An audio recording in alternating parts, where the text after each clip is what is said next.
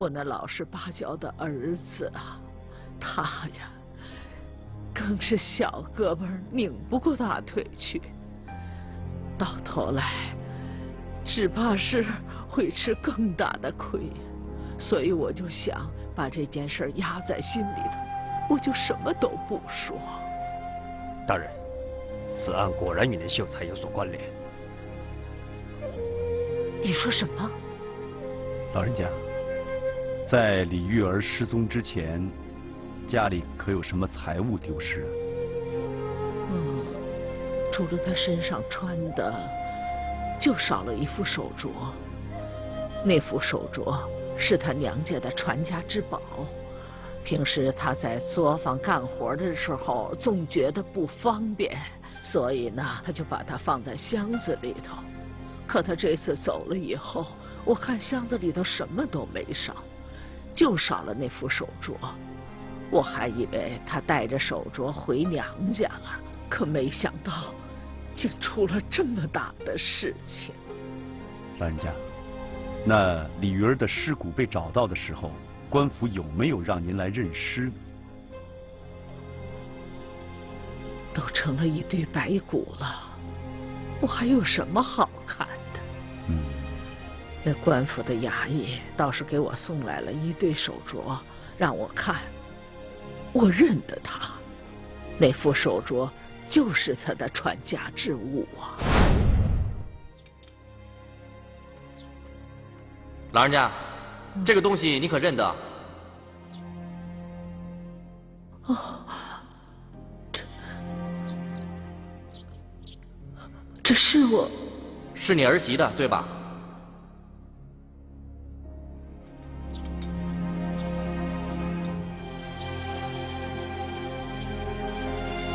是我儿媳妇的，就是旧了点儿。在坟墓里放了大半年了，能不旧吗？坟墓？我儿媳妇的手镯怎么能在坟墓里呀？哎，你儿媳不是失踪了大半年了吗？找着了，找着了，找着了。我儿媳妇在哪儿？我儿媳妇在哪儿啊？这要找着可好了。恐怕不好，因为你儿媳已经成了一堆白骨了。不可能，不可能！你搞错了，你搞错了。这镯子可是你认准的。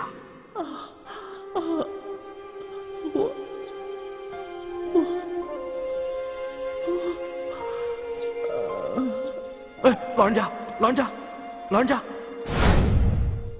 赵捕头，看样子我们也该去李丁家做客了。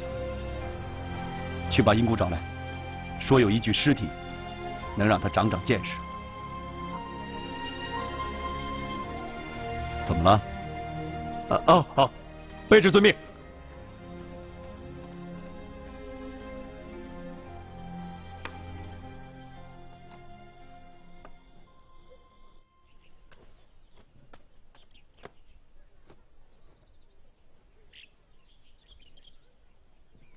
前日多蒙先生忠告，李丁才没将姐姐的灵柩匆忙安排，否则我李家恐怕又会有什么祸事了。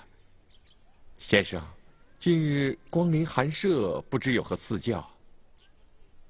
李丁啊，这副镯子是如何从墓穴中取出，又是如何交到你手里的呢？先生问这个干什么？哎，你说干什么？这是帮你消灾呀。哦，那好，那好。才几天前的事，我当然记得真切了。那天是一位衙门小吏从县城赶来通报于我，有人说找到了家姐的尸骨，县衙传我去相认，我当时就跟着那位小吏赶到了现场。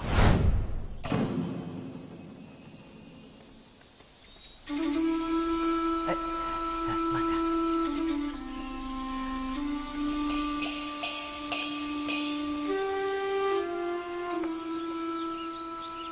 李公子，令姐被杀害以后，就埋在这个地方。唉，此情此景，真让刁某不忍目睹啊！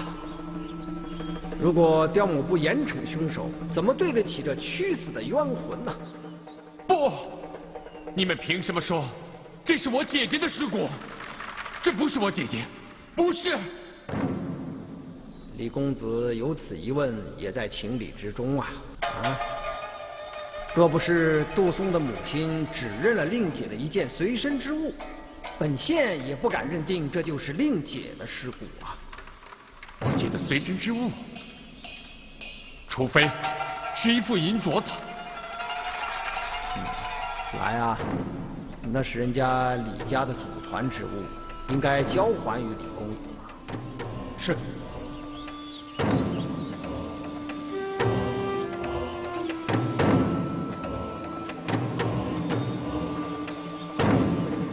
姐，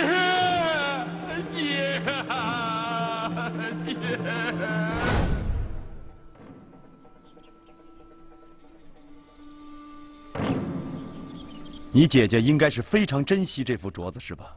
这手镯是外祖世世代代由女儿相传的，到我姐这里已经是第12代传人了。记得在我姐出嫁的那天，娘，女儿要走了，今后你老人家要多保重啊。来，为娘今天把这对镯子传交给你，记住了，这不是一对寻常的镯子，这是你的外祖婆世代相传之物。只要此镯不失，厉家的女儿就是嫁得再远，也不会断了外祖婆的风脉。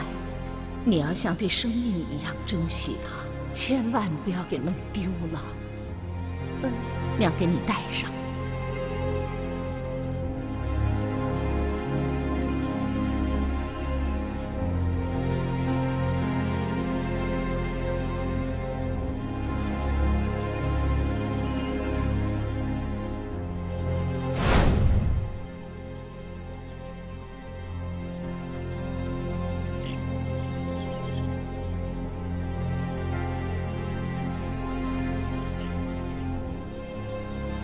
这位客官，你师傅到底是干什么的？啊，我师傅呢？李公子，这副镯子恐怕我要借用一下。这可万万使不得！上回见面时我就说了，这是祖传之物，说我不敢外借，更不会出卖的。3天之后完璧归赵。对了，还有一件事情你要照我说的办。还有什么事啊？我要开棺验骨。什么？开棺验骨？这是为什么呀？你知道他是谁吗？他不是你师傅吗？你这个人呐，眼力那么不济，难怪你要上当受骗。这位就是鼎鼎大名的断狱神手宋提刑。你说谁？看清楚了。啊，他真是大名鼎鼎的宋提刑。哎，撤了！哎，快把香烛灭了，别烧了，快搬出去，快点！相公怎么了？哎呀，别问了，宋大人要开棺验骨啊！快点！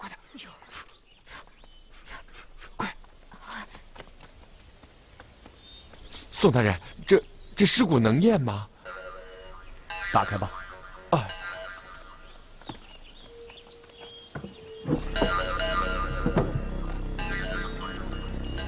验。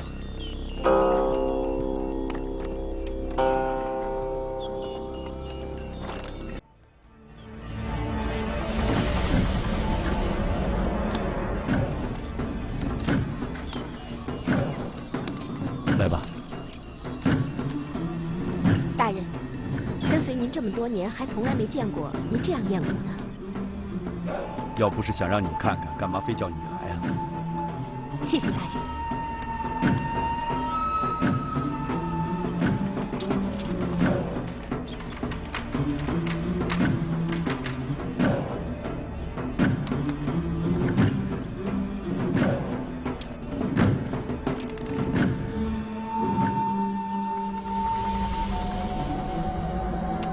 验骨需择一晴明之日，先将人体骨骼洗净，然后按人体骨骸的次序摆放。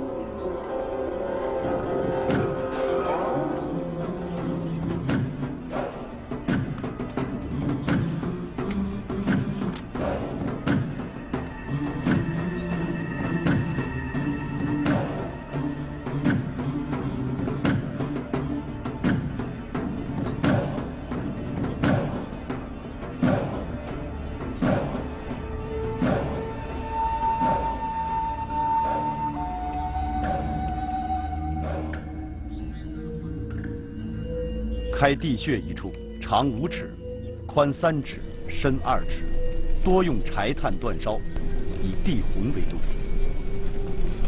除去火，再用好酒2升，醋5升，泼一浇，盛热气扛骨入穴，以草垫盖定。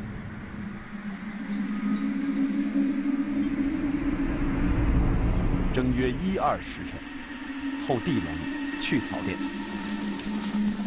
扛骨直于平坦明亮之处，将红油伞遮尸骨腌制。若骨上有被打之痕，即有红色纹路微印。若此验尚存疑，可用墨法再验。浓抹好墨，匀涂于骨伤处，后墨干，即清水将墨洗净。如有伤损之处，必有黑墨进入。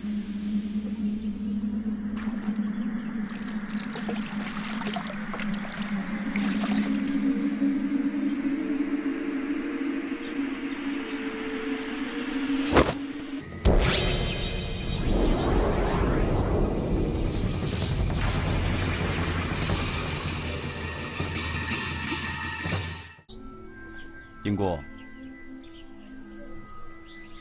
英姑，哎，大人叫你呢。大人，我正在做笔录呢。有点心不在焉啊。没有，我刚才在默记您的验骨之法呢。来，你仔细看看。大人，这像是生前受到什么钝器所伤啊。没白叫你来一趟。李丁啊！看来本官不光得把你那副镯子带走，这副尸骨我也得带回去。来呀，带回呀！是。宋大人，这岂不让佳姐的冤魂？你以为这真是你姐姐的尸骨啊？难道？你看这具尸骨，足有6尺7寸长，一个女儿之身，怎么可能有这么高的个子呢？这不是佳姐的尸骨。对啊，是一具男尸。不可思议呀！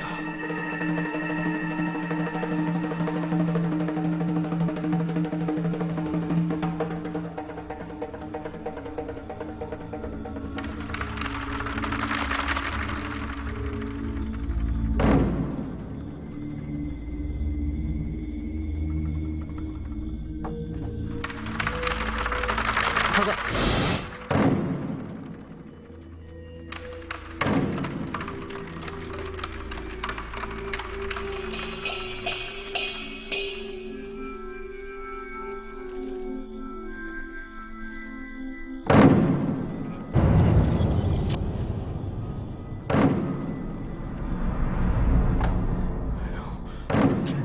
这都是些什么人？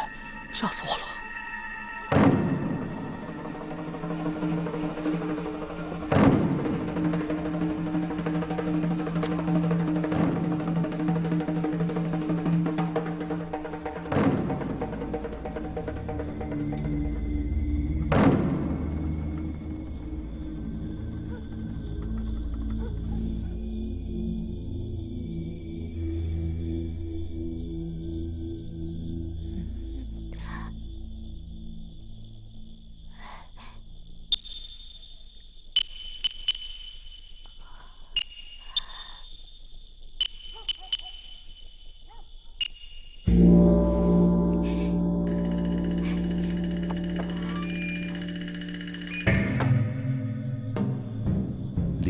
离家出走，3月之后，满城传言李氏被害，却始终未获被害人尸体。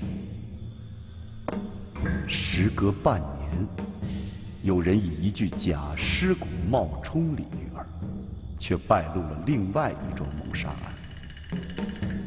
这李氏遇害案是案中有案啊！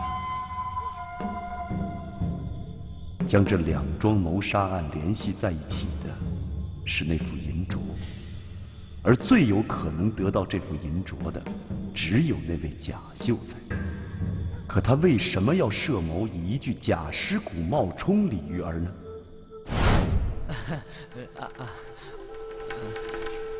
哎，起轿啊！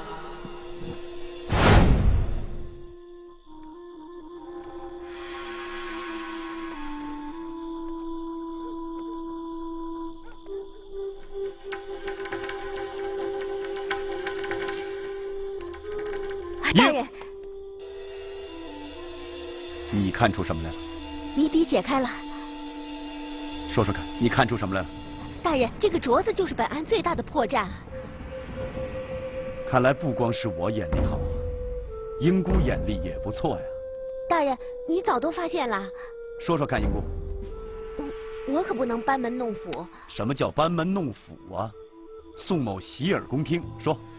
那好，依我看啊，如果想要借助这副镯子来引出那具假尸体的人是本案的真凶的话，那么现在有2个人是可以排除嫌疑的，一个是本案的被告杜松，因为自打案发之后呢，他已经被关押在本县的大牢，所以他根本没有时间去制造这场骗局。另外一个就是来报案的船家。他虽然现在有一个谋杀无名男子的重大嫌疑，可是他并非是杀害李玉儿的凶手，因为他如果杀害了李玉儿，他完全没有必要拿着假尸体来报案。显而易见，在他的身后一定有一个主谋，而这个人一定是本案的真凶。往下说。贾秀才呀，他有着重大嫌疑。贾秀才，可能不是杀害李玉儿的凶手。那除了贾秀才之外，还有另外一个凶手啊？你看啊，英公，现在这个所谓的被杀者李玉儿，是活不见人，死不见尸。如果不把他找出来，怎么能够真相大白呢？大人，卑职已经奉命将手下召回，现正在城外土地庙听命呢。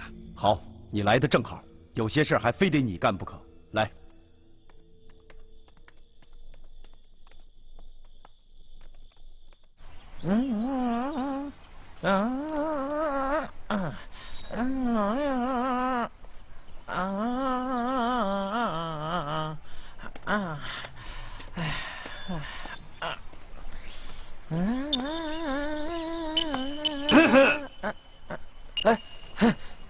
大老爷，您过来了，小子正等您过河呢。怎么了？知道本大爷今天要来？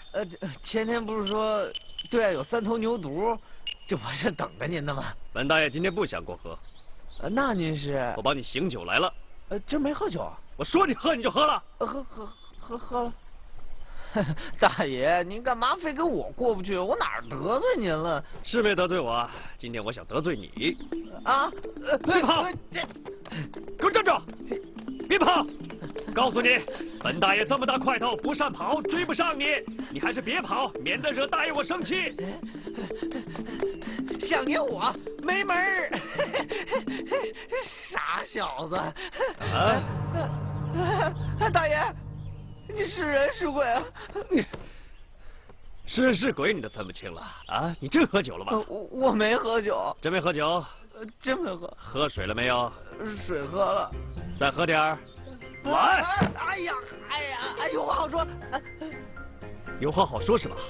你给我听着，那秀才凭什么送你几坛子好酒啊？你又凭什么拿假尸骨报案？假尸骨怎么回事？你给我从实说来。我说大爷，我就纳了闷了。你说你2个贩牛的，你非管这事干啥呀？这事和我贩牛没关系，可和你性命有关系。你要不给我说实话，我就给你送去见龙王爷。无可奉告。我说，你别打我。这事儿啊，太爷，鬼叫呢？啊，没看见本太爷正在研究此宝的出典吗？啊，告诉你，这可是一块真正的蓝田玉价值连城啊！太爷，京城来信了，您还是先看看吧。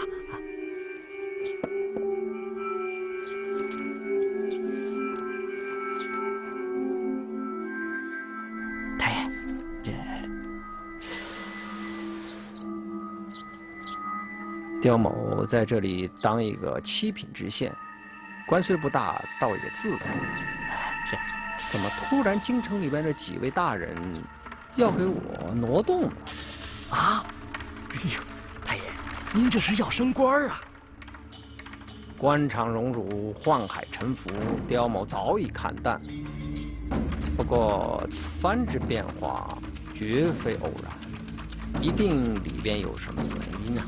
太爷，您这头上顶着佛光呢，就算他是风吹浪打，您也只当是闲庭信步罢了。你知道官场上有一个铁打的规矩是什么吗？哎，小的不知道。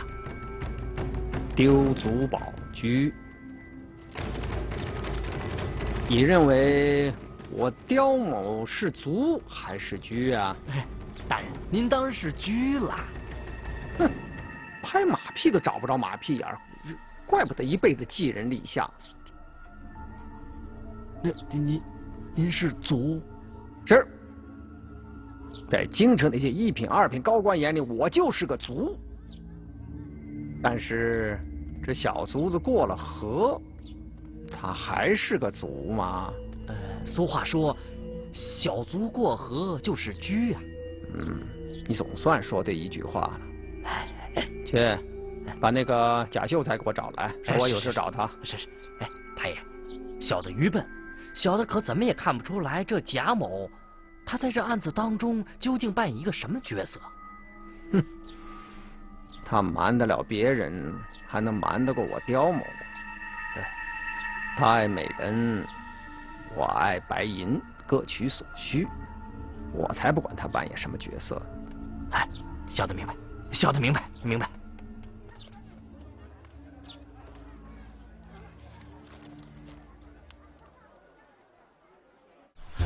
全都说了，全都说了呀！不对，你还隐瞒了一桩谋杀案。我全说了，我。如果你都说了，你怎么会知道对岸那样的不毛之地埋有一具无名尸骨？因为那就是你亲自埋下去的。小子知罪，小子知罪啊！知罪不知罪那是你的事儿，我想知道的是让你说实话。不是，老爷，你们俩犯牛的怎么非管这事儿啊？你们，因为那个人是我的亲兄弟。怎么会？难道那个家伙也是个贩牛的？难怪身上这么多银两啊！大掌柜，那就少跟他废话。既然他杀了二掌柜的，我就把他脑袋拧下来给二掌柜报仇。我全说了，这事儿。大人，如今案情已明，您是不是该见见那位神通广大的刁知县了？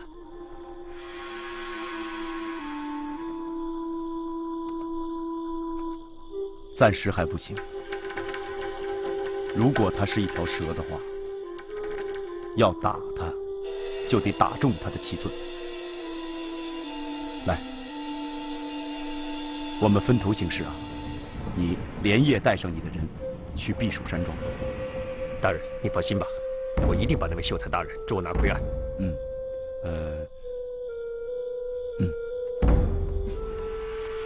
哎，捕头大哥，看来这次啊，我得去帮你抓人了。你去？添乱呢？哎呀，什么添乱呀？你不擅长对付女人。女人？什么女人呢？李玉儿啊。她不是死了吗？兴许又活过来了呢，还吓你一跳。哎！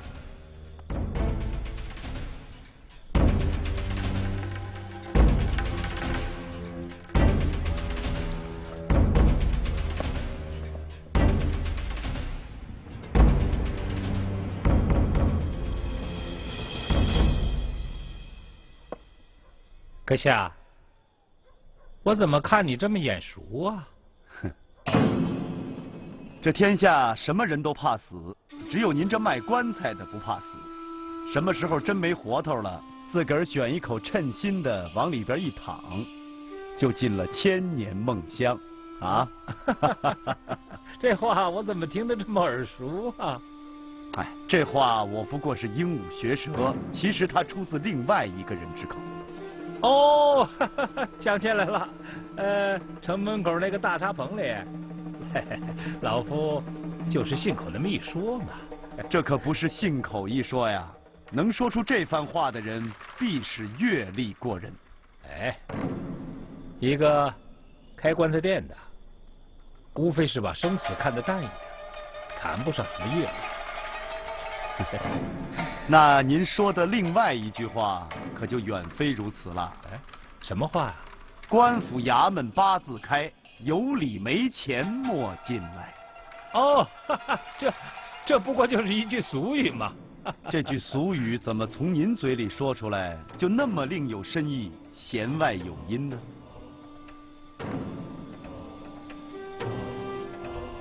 你找我，一定不是买寿材的。在下宋慈。啊，久仰大名啊！快，请坐，请坐。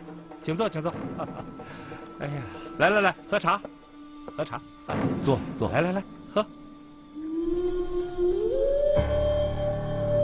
兄弟们，马上随我去桃花渡捉拿要犯，都给我精神着点儿！谁要是落下，我扣你们3个月饷银。是，出发。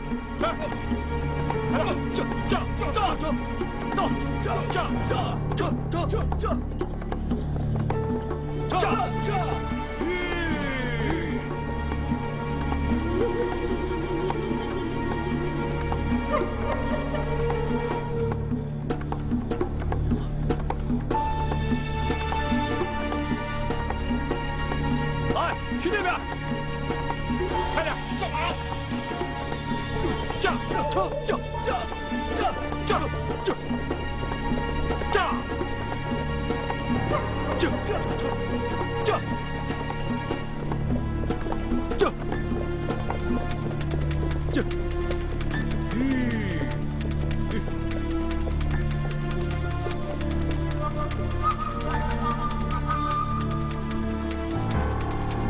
走，回府。这。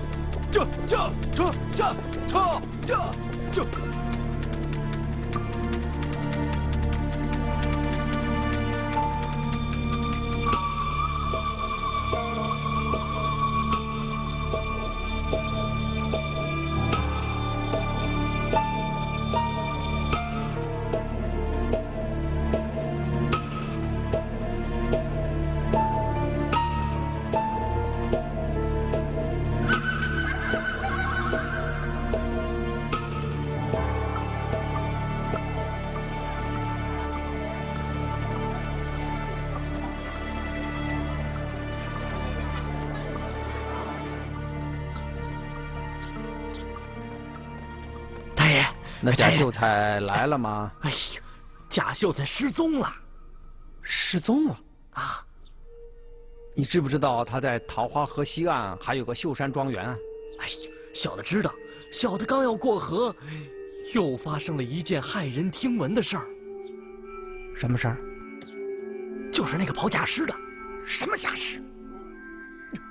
小的该死，不是跑假尸的。就是发现李玉儿尸体的那个渡船老大，昨天晚上在风雨亭忽然上吊死了。小的就想，贾秀才失踪，那个船老大也死了，这两者之间会不会有什么关系呀？什么会不会？肯定有联系。那个船老大的死，肯定是贾秀才给逼的。贾秀才都失踪了，他到哪儿去逼死那船老大？哎，太爷，您说，这明明是朗日晴空，可小的这眼前两眼一摸黑，我怎么什么都看不见了？我看起来这真是山雨欲来风满楼啊！太爷，这天不会塌下来吧？塌下来用不着你去顶。哎，那是，有太爷您在。哪用得着小人？也用不着我刁某去顶。天要是真的塌下来，砸死的人大有人在，所以这天不会塌下来。我刁某深信不疑。不过，这杜松的案子得赶紧了结，不管他来的是狂风还是恶浪，我刁某得先把屁股擦干净。是，小的明白，小的这就去办。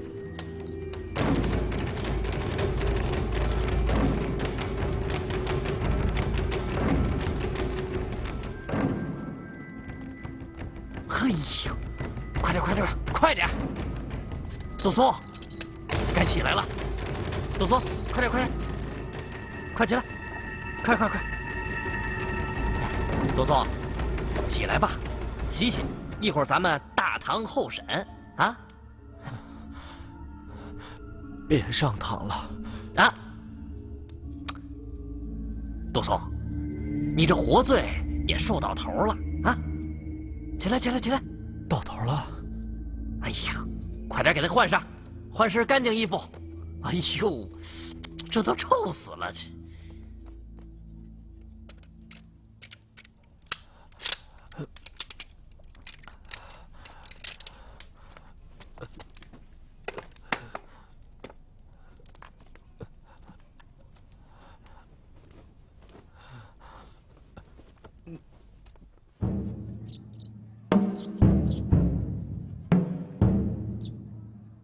好了，去，拿镜子。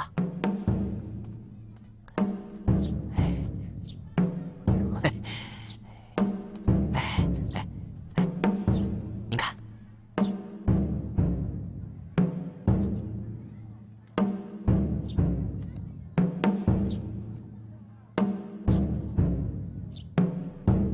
击鼓升堂。是，快，去吧。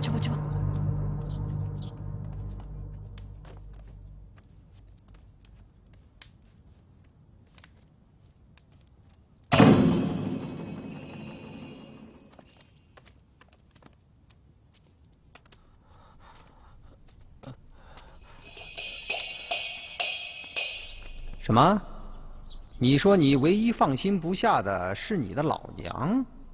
小民的老娘体弱多病，要是没人照料，她可怎么活呀？天底下谁人不是父母所养啊？真难为你死到临头，还牵挂着这生你养你的老娘啊！这倒让本县禁不住动了恻隐之心啊！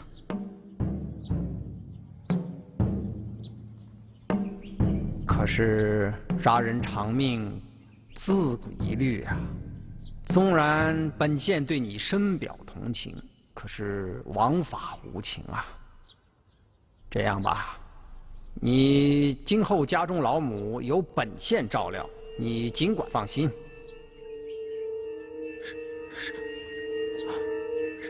什么？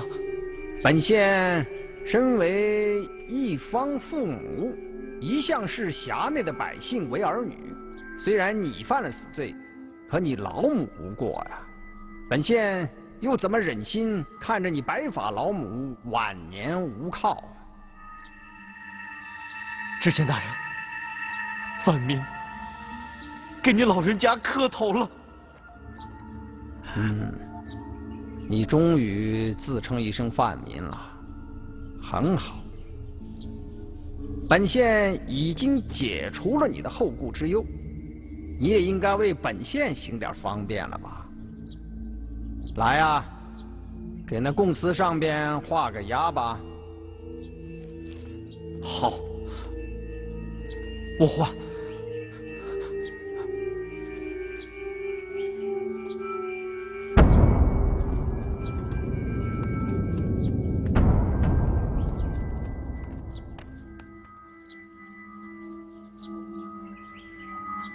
知县大人，您刚才说的真的算数？本县身为朝廷命官，礼义廉耻信不可缺一，岂能言而无信？此话说得好。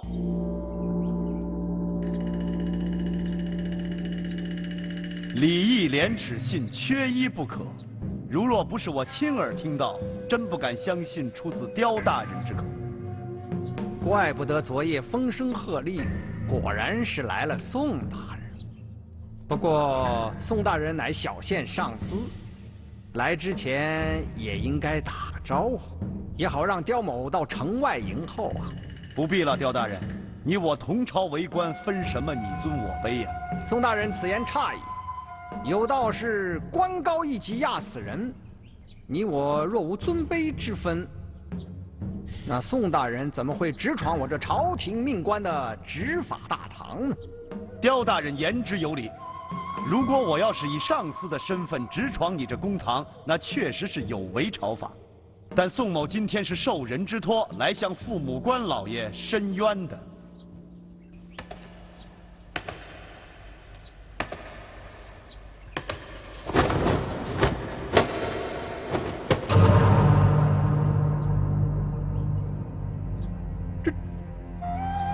这州府提刑给我这七品下跪，这不是乱了纲朝礼法了吗？宋大人，快请起！不必了，刁大人。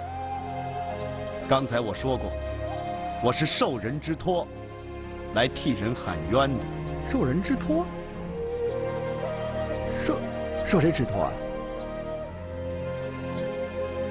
你就是杜松吗？正是犯人。我受你母亲之托来帮你打这场官司。你是愿意在这上面签字画押呢，还是愿意让宋某试试，兴许有可能打赢？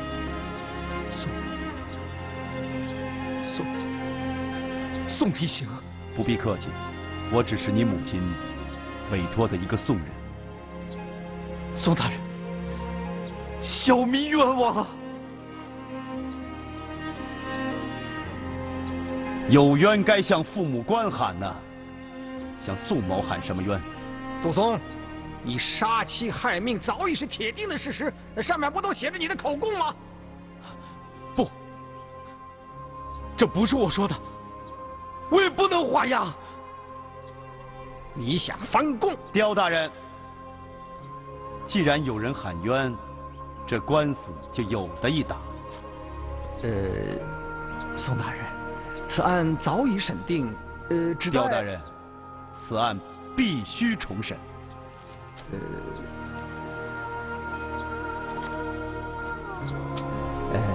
宋大人，你初来乍到，对本案恐怕……刁大人，有所不知啊，本官来此县已经有些时日了，对于这个杜松杀人案耳濡目染、道听途说，也略知一二。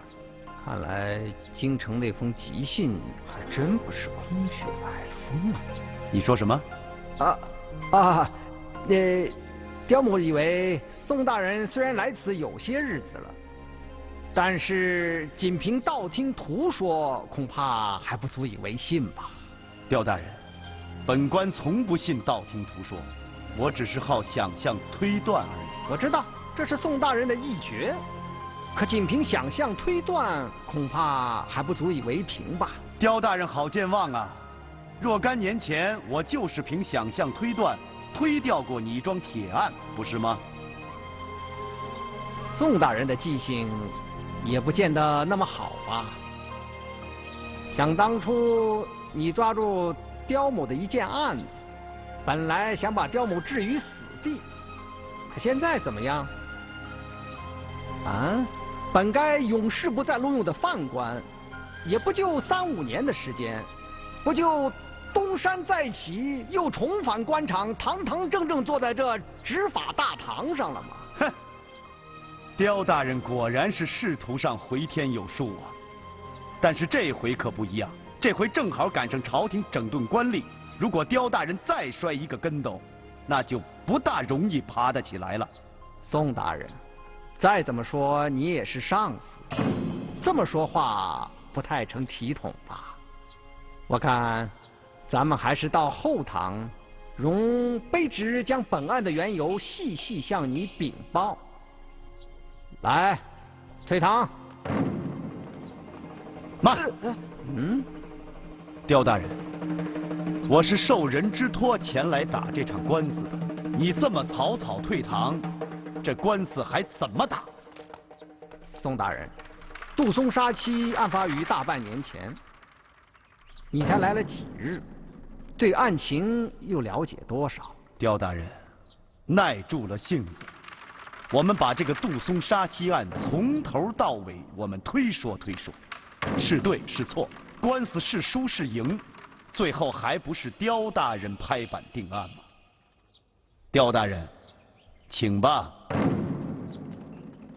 圣下，杜松被宋杀害了其妻李玉儿，虽经3考6问，终因找不到尸首，此案便搁置了半年。直至上月，有人突然来报，说是找到了一具无名的尸骨。那么，经现场勘查，又从死者的墓穴中得到了一对刻有祖传标记的手镯。这对手镯经死者的亲属确认，也确实是那个找不到尸骨的李玉儿的。那看来此案可以重新审理了。那么破案之日也就指日可待了。然而刁大人，就是这对手镯让本官产生了怀疑。